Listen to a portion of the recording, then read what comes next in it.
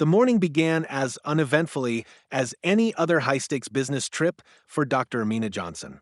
As dawn broke over Manhattan, she stood at her apartment window overlooking the East River, coffee in hand, already thinking ahead to the meetings that awaited her in Lagos.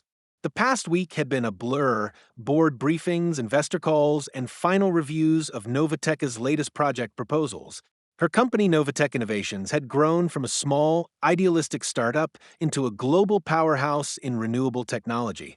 Its valuation had recently soared past $30 billion, and its latest partnership involved a series of sustainable energy airports across Africa, a development she considered both symbolic and deeply personal. This flight, Flight 782 to Lagos, was supposed to mark the beginning of that next chapter. At the airport, the usual frenzy greeted her. Travelers shuffled through security lines, luggage wheels clicking across polished floors, the air thick, with a mix of perfume, espresso, and impatience. Dr. Johnson moved through the terminal with quiet confidence, flanked by her executive assistant Marcus. Her ticket read First Class 1A.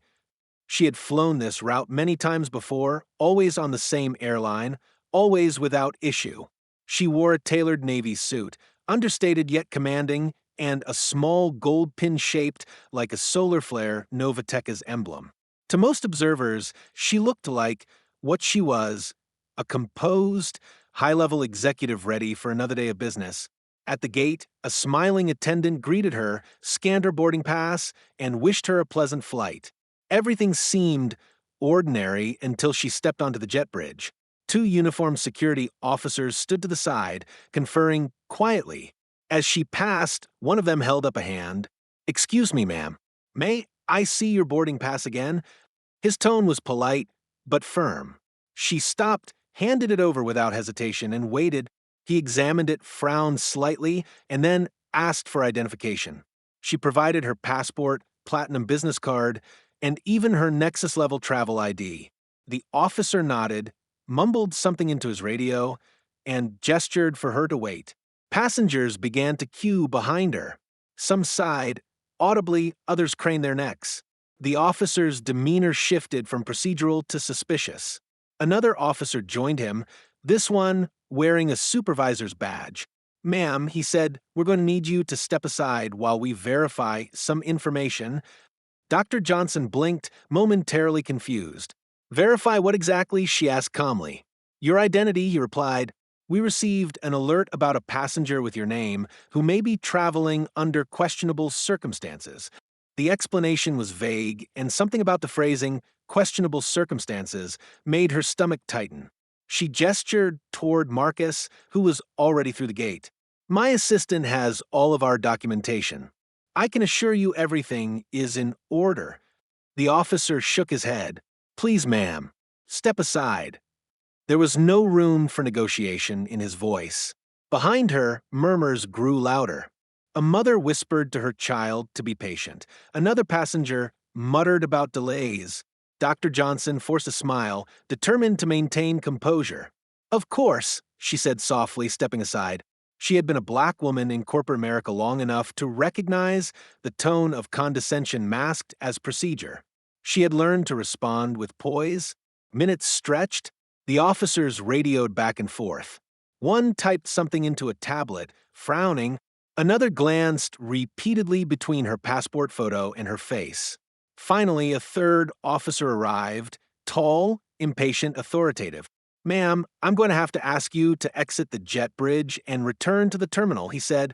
"There's an issue that needs resolving before you can board." The passengers behind her began whispering more audibly now. Dr. Johnson felt the heat of their stares. "What issue?" she asked again. "I've been verified through Global Entry, TSA, PreCheck, and your airline's own security. What could possibly be unresolved?" The officer's expression hardened. "We can discuss that once you're off the aircraft." She hesitated. Something in her rebelled, not defiance for its own sake, but exhaustion. Exhaustion at being questioned, doubted, or reduced despite her credentials. "I will comply," she said, "but I want a written explanation for why I'm being removed." The officer ignored her request and gestured to another staff member. "Escort her back." His hand moved toward her arm. She stepped back instinctively. "Please don't touch me," she said quietly. "I'm fully cooperative." The officer paused but did not apologize. Marcus reappeared from inside the plane, alarmed. "Dr. Johnson, what's going on?" he asked. "Apparently, I'm under suspicion," she replied dryly. Her voice carried enough sarcasm that a few passengers chuckled nervously. The moment that followed was captured on half a dozen smartphones. Someone in row 2 leaned out, recording as security guided Dr. Johnson away from the jet bridge. In the video, she appears calm, composed, and dignified, asking, "Can you at least tell me what this is about?" while the officers remain silent. The captain's voice crackled over the intercom, announcing a brief delay due to a passenger verification issue. The words only added insult to injury. To the casual observer, she was now the problem, the cause of inconvenience. Once inside the terminal, Dr. Johnson was escorted to a small, windowless room near the gate.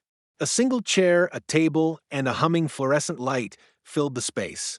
The officers entered her details into a system, checked her passport against databases, and made a series of phone calls. Marcus waited outside, pacing nervously. An hour passed, then another. No one offered her water, food, or even an apology. The same questions were asked repeatedly. Where are you traveling? What is your business purpose? Why are you flying under a corporate designation? Each answer was recorded mechanically without acknowledgement. Eventually, a middle-aged security manager entered with a file folder. "Dr. Johnson," he began awkwardly, "it appears there was a data mis flag, a passenger on a watch list with a similar name. The system automatically triggered secondary screening." He smiled as though that explained everything. "So," she said slowly, "you pulled me off a plane in front of 100 people because your system can't distinguish between two names?" He nodded, sheepish. "It's just protocol, ma'am. You're clear to reboard now." But by then, Flight 782 had already departed. Marcus informed her that the airline had rebooked them on a later flight 12 hours away. Dr. Johnson sat still for a long moment, the fluorescent light buzzing overhead. She wasn't angry yet, she was analyzing. The procedural lapse was egregious, yes, but what stung more deeply was the humiliation. Being treated as a suspect first, a person second, she knew that if she were not a black woman, draped in professional dignity, yet perpetually underestimated, the tone might have been different.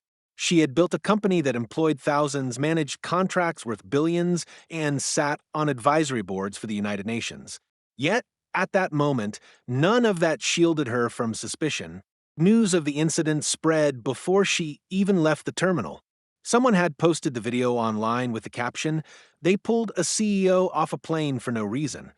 Within hours, hashtags emerged. Hashtag flying while black, hashtag Novatexio, hashtag bias in disguise. Journalists began calling Novateca's communications office. Reporters demanded statements. The airline scrambled to respond, issuing a carefully worded apology that described the event as an unfortunate miscommunication. But the public wasn't buying it.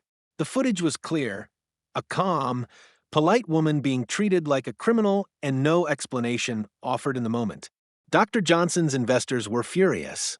Her board convened an emergency conference call. "Do you want to pursue litigation?" One director asked. "We'll back you fully." Another advised restraint. "Let's leverage this into something bigger, systemic accountability." Through it all, Dr. Johnson listened quietly, hands folded, her expression unreadable. She was angry, yes, but also calculating. She had spent her life turning obstacles into openings. This would be no different. "For now," she said finally, "we'll demand a full investigation. But don't worry, I already know how I'm going to respond." As she left the airport that evening, camera flashes followed her to the waiting car. She offered no comment, only a brief nod to the journalists shouting questions. Inside the car, Marcus turned to her. "Are you all right?" She looked out the window, the runway lights receding behind her. "I'm fine," she said softly, "but they're not going to like what comes next." At that moment, she wasn't thinking about the humiliation anymore. She was thinking about power, who had it, how it was used, and how she could reclaim it on her own terms. Unbeknownst to the airline, the incident that began with a routine boarding check would soon ripple through the global aviation industry. In the months to come, Dr. Johnson would transform the memory of that fluorescent-lit room into a multi-billion-dollar statement of principle. But for now, as the car sped away from the terminal, all she felt was the weight of silence and the clarity that comes just before a storm. In the days following the airport incident, Dr. Amina Johnson became an unexpected symbol of corporate resilience and racial justice. What had begun as an isolated moment of humiliation at Gate 17 had now transformed into an international controversy. The viral video had amassed tens of millions of views, drawing outrage from social media users, civil rights organizations, and fellow executives across industries. The airline, pressured from all sides, released a second statement apologizing for the distress caused, but it stopped short of admitting wrongdoing. To most observers, it sounded like damage control rather than contrition. For Dr. Johnson, the apology meant little. What she wanted was structural change, not just for herself, but for every person who had been profiled, doubted, or dismissed in spaces where dignity should have been unquestioned. Novateca's public relations team moved quickly to protect the company's reputation. Reporters camped outside their Manhattan headquarters, demanding comment. When Dr. Johnson finally agreed to a brief press conference, she appeared calm and measured. Standing behind a podium adorned with Novateca's emblem, she said, "This is not only about one passenger or one airline. This is about the systems that teach us whom to trust, whom to doubt, and whom to fear. I have no interest in vengeance, only in accountability." Her words were quoted everywhere, but it was her next move that would redefine the conversation entirely. Behind closed doors, she met with Novateca's board of directors and top investors. Among them were representatives from sovereign wealth funds, venture partners from Europe and the Middle East, and several philanthropic investors committed to sustainability and equity. The meeting lasted nearly 5 hours. They discussed legal options, reputation management, and possible settlements. Finally, Dr. Johnson leaned forward and said, "We can sue them, yes. We'll probably win some millions. But I'm not interested in winning a lawsuit. I'm interested in winning the future. If they won't change their culture, then we'll change the industry around them." The room fell silent. Her idea was audacious. Redirect Novateca's transportation and logistics investments, a fund worth nearly $7 billion, away from the offending airline and into a portfolio of emerging, equity-driven aviation companies. She proposed to establish an investment consortium focused on inclusive aviation, sustainable mobility, and systemic equity in air travel, beginning with an initial commitment of $6.9 billion. It was not a reaction born of anger, it was strategy born of vision. If capital created the system, she said, then capital can correct it. Over the next week, she worked tirelessly to turn that idea into a structured initiative. Her legal counsel helped design the framework. Novateca's financial officers modeled projections. Consultants from global banks confirmed that such a fund could influence not just one airline, but the entire industry supply chain, from ticketing technology to employee training. Dr. Johnson called it Project Skyline, a name meant to evoke both possibility and accountability. The first phase of Skyline involved divesting Novateca's travel contracts. The company's thousands of employees traveled extensively between North America, Europe, Asia, and Africa. Those travel partnerships were valued in the hundreds of millions annually. Within 2 weeks, Novatec canceled its long-term contract with the airline in question and reallocated those routes to smaller, regional carriers with stronger reputations for fairness and diversity. Publicly, she cited strategic realignment. Privately, everyone understood the symbolism. The second phase involved investment. Dr. Johnson announced that Novatec would allocate $1 billion in seed funding to create a global coalition of airlines and tech startups focused on equitable travel experiences.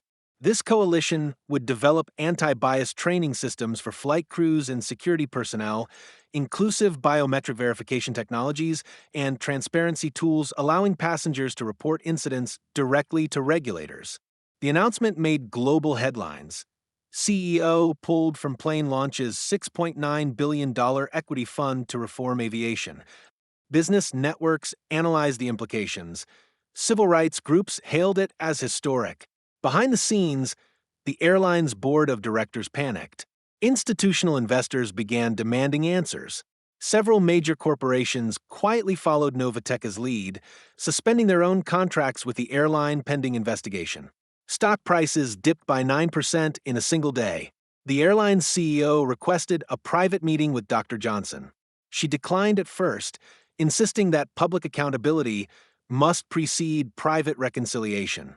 "They didn't humiliate me in private," she told her communications chief. "They don't get to apologize behind closed doors." Meanwhile, Project Skyline's momentum grew.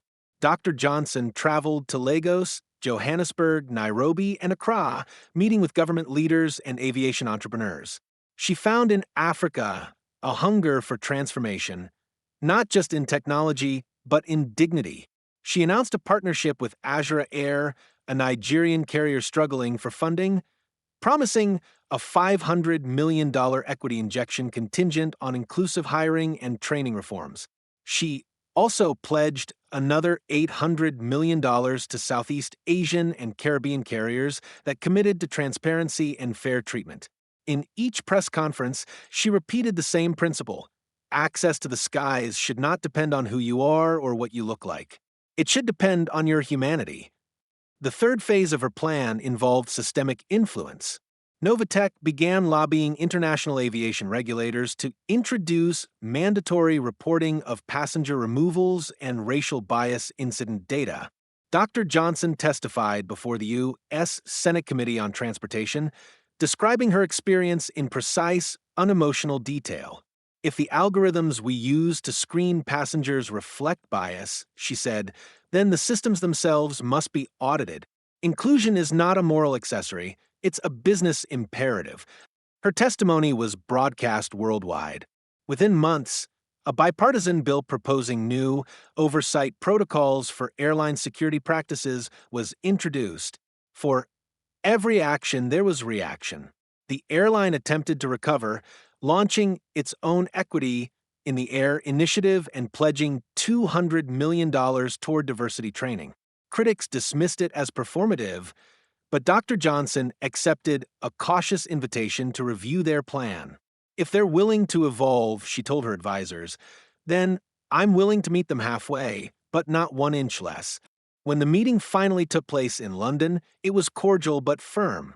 She demanded that the airline release data on passenger detainments, hire an independent ombudsman for discrimination complaints, and seat women and people of color on its board. To the shock of many, the airline's CEO agreed. Even with reconciliation underway, Dr. Johnson's work was far from done. By the following year, Project Skyline had financed over 20 startups and 5 regional airlines. It had also launched the Equitable Aviation Index, a transparency platform ranking airlines on inclusivity metrics. Major corporate travelers began consulting the index before booking routes. Suddenly, fairness had market value. Investors followed the trend, channeling billions into inclusive aviation infrastructure. Dr. Johnson's strategic retaliation had become an industry revolution. In one interview, she was asked whether the incident still haunted her. She smiled faintly. "No," she said. "That day on the tarmac was a turning point. They tried to diminish me, but instead they reminded me what power actually is. Power isn't shouting or suing. Power is allocating resources where justice can multiply." Her calm conviction resonated across boardrooms and classrooms alike. Business schools began teaching the Johnson Doctrine, the principle that corporate ethics and profitability are not enemies, but allies when guided by purpose. The airline, chastened and reformed, eventually partnered with Project Skyline on research initiatives in bias-free security technologies. In a striking turn of events, they even sponsored scholarships for underrepresented students in aviation management under Novatek's foundation. Dr. Johnson agreed to serve as an advisor, not to validate them, but to ensure accountability continued long after headlines faded. It was the ultimate act of transformation, to turn those who once disrespected her into participants in systemic reform. Years later, journalists would still reference the saga as a watershed in business ethics. The viral video that once captured her humiliation now appeared in documentaries about leadership, resilience, and equity. In the end, the figure that mattered most was not the $6.9 billion she redirected, but the billions more in influence that followed. She had turned a moment of indignity into a mechanism of progress, proving that capital could indeed be conscience. On the anniversary of the incident, Dr. Johnson returned to that same airport, this time invited as keynote speaker for the airline's New Diversity Symposium. The irony wasn't lost on her. Standing before a crowd of executives, security officers, and journalists, she said, "That morning, you saw a woman removed from a plane. Today, I hope you see something different, a vision of an industry that learned, evolved, and dared change. We can't undo the past, but we can build structures that make its repetition impossible." Applause filled the terminal. Among the audience were pilots, attendants, and even passengers who had once witnessed her removal. The memory that had once wounded her now stood as testament to her strength. The journey from humiliation to empowerment had not been easy, but it had been necessary. As the event concluded, Dr. Johnson looked toward the runways, sunlight gleaming off silver wings. Somewhere above those clouds, thousands of passengers boarded flights with a little more dignity because one woman refused to accept disrespect as standard procedure. Power, she realized, wasn't about revenge or dominance. It was about redirection, channeling pain into purpose, money into meaning, and injustice into innovation. The airline industry would never be the same again, and neither would she.